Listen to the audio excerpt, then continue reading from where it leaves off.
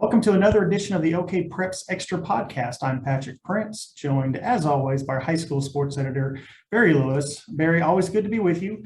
I thought we might break down the draft a little bit. It was a really cool draft for Tulsa area kids, and I've said this before to you. I love it when the kids we've kind of seen grow up in a way, at the high school level. Sometimes they go on to college and we never hear from them again or whatever. But we got three that are coming off the top of my head anyway that were picked in the draft from the Tulsa area. So I just thought it was kind of cool. Like when you saw like an Isaiah Thomas from Memorial or a Malcolm Rodriguez from Wagoner, did you know going back, Barry, that you might be looking at future pros one day? With Isaiah Thomas, I thought there was a shot, although the odds were against him, considering that Memorial hasn't had or didn't until he was drafted last week, didn't have a draft choice since Randy Hughes was drafted by the Dallas Cowboys in 1975. And that is so long ago that I remember going to a football clinic that he conducted when I was just a youngster. So that's how long ago that is. So, but anyway, hopefully Isaiah can have a long career in the NFL and can win a Super Bowl like Randy did with the Dallas Cowboys. So hopefully Isaiah has a bright future. I remember Isaiah mainly as a basketball player. Yes, he was definitely made an impact on the football field, but he probably made more of an impact in high school as a basketball player, just because Memorial's football teams just didn't go very far, and yet the basketball teams are state title contenders every year. So Isaiah Thomas was a really excellent basketball player. Would have been interesting to see what he would have done as a basketball player, but I think things have turned out pretty well for him. So it was great to see him drafted. As far as Malcolm Rodriguez, a past all-world awards athlete of the year, male athlete of the year. I just remember for so long. I can't say that I projected him as an NFL player, but I thought he'd have a really good college career, and it drove me crazy when for so long at Wagoner, he wasn't on anybody's radar. It's like, what are they? How can they miss him? I mean, he was just a winner in so many sports. And so it was really frustrating to not see him get more attention, but it all worked out in the end. Obviously, Oklahoma State finally signed him. And then, of course, now he's on the way to the NFL. So that's just fun to see. And, of course, hopefully he can have a long career as well. So that's really exciting to see players that we've covered on the high school level and we've honored. Achieve this success. That's really big time to be an NFL draft choice, even if you do nothing else, to be an NFL draft choice. That's really neat. You get to talk to these kids, Barry, and kind of get to know them to a certain degree, the coaches as well. But for someone like myself, who all I do is maybe watch a couple of games and read all the stories that we write, it's really exciting when I got a chance to meet some of these kids when they come in for the all-world process. Unlike the last couple of years, we used to bring him in person and we talk to him and kind of get to know him a little bit. And I remember, and even at the award show, kind of talking to him a little bit. And I got a chance to talk to Malcolm and just became a real big fan of his. That was our first Our World Awards, right, with Malcolm? I believe so, yes. Yeah, he was just really nice kid and humble and warm. And I remember trying to track him down to do a Facebook Live with you, and I had to interrupt his dinner, and he was sitting with his whole family. I'm like, oh my gosh, this is such a rude thing to do. But he was so nice, and he's like, yeah, sure. And he got up and he joined you and Mike Brown. So kind of been rooting for Malcolm ever since. Just seems like a really classy, good kid. Yes, easy to root for. Easy to root for, yeah, which a lot of the kids that we meet are, but yeah, I just remember him particularly standing out that year. Let's talk about Dax Hill. We've kind of, we're the first rounder of the bunch. I assume maybe he's more of a guy you saw back in the day that this was his inevitable track. Fair? Yes, I think many of us projected him he was going to be drafted by the NFL someday. I don't know if I could say I projected him as a first round draft choice. But I thought definitely that he had a lot of potential to be playing pro football one day. And of course, what a situation that he's moving into with the Bengals. And he's Right. going to be joining so now we've got the Hill brothers Mm-hmm. being in the NFL. So that's really neat. You have any good Dax Hill stories from the day?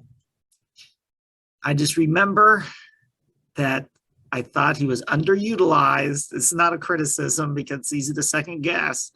I just wish, especially his senior year, that he would have been utilized more on offense, because it seemed like every time he touched the ball on offense, and it wasn't much, that he scored a touchdown. I mean, something dynamic was going to happen whenever he touched the ball on offense. I mean, it was pretty incredible. I mean, he's good a defensive player as he is and was.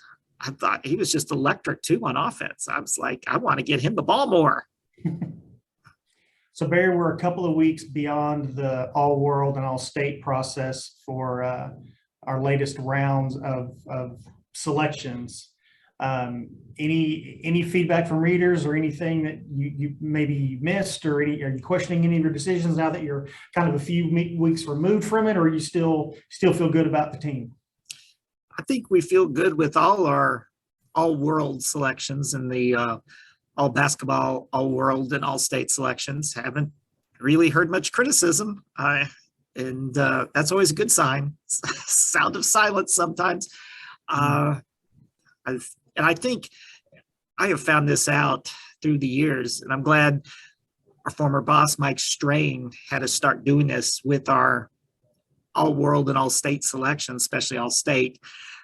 Had us write, or had me write, a column to go with the selections, because that in a lot of cases answers questions people might have on why so-and-so wasn't selected. Mm-hmm. So, I mean, that's a big help. So ever since started doing that, don't have as many questions, because it's all answered in that column that goes with it. Yeah. So big week for the next couple of weeks, Barry, with high school spring sports championships. Once you kind of just touch a little bit on what's coming and where some of our coverage might be directed. Yes, we've got it's a whirlwind in the next week and a half or so, ending on May 14th. Hopefully that is if weather doesn't extend things, which sometimes it does. So, of course, we've got state championships in golf, girls this week, boys next week. Then we've got tennis, sort of same situation as golf. Then we've got smaller school track meets this week, large schools next week. Got baseball regionals this week, state tournaments next week. And then we have soccer, of course. Their playoffs are starting this week, and they will culminate in the state finals on May 13th and 14th. So it's just a whirlwind of activity as we head towards the end of the high school sports season. And of course, right when that ends, the next one officially starts. I mean, there's no rest at all, because spring football drills start for most teams the Monday after the state championship, after the Saturday, the state championships end. So you've got 1 day rest, and then you've got the next school year starting with spring football, which of course is PGA championship week too. I was going to say that. So spring football starts the week after the PGA. Is that? No, spring football starts the week of the PGA. The week of. Wow. Official spring football. Yeah. Wow. Well, speaking of the PGA, Barry, you've been doing kind of a looking back at your memories of attending majors at Southern Hills. You've seen quite a few of them. And a little sneak peek at the one that's going to be in tomorrow's paper. The favorite one you've seen at Southern Hills is the 01 Open. Why don't you kind of tell us why? Just because it was so competitive from start to finish. That was a big plus for me. I like tournaments where there's suspense. Unfortunately, there have been several of the majors at Southern Hills where the guys got off to an early lead and then just coasted to victory. To me, that's not a lot of fun. Well, unless maybe if Tiger Woods did it, but I would still like to see Tiger be tested. And he was to an extent in 07. It wasn't like a total blowout, but I like some suspense going to the final holes. And in 2001, it was pretty compact every day. I mean, no one ever broke loose. And then in addition to that, you had the weather for the first, it was the most comfortable. Yeah, it got into the low 90s, but for the most part, it was the most comfortable of all the majors. It wasn't like a total blast furnace. Mhm. And that helped. And there was just a lot of interesting things. Hale Irwin had a great first round at the age of 56. That was fun. And from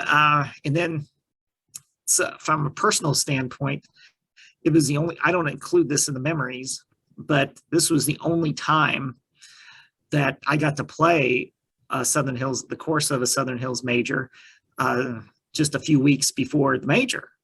So as a 18 to 20 handicapper myself, that was a real thrill to get to experience just a little bit of what the golfers were going to experience at the US Open. And as an 18 to 20 handicapper, I would usually cringe if I score in triple figures, but that was the best 105 I ever shot.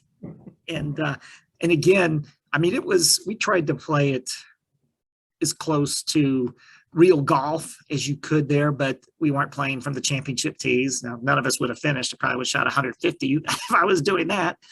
But I mean, they were playing from a good length of tees. And I remember 18, just overall, the greens were fast.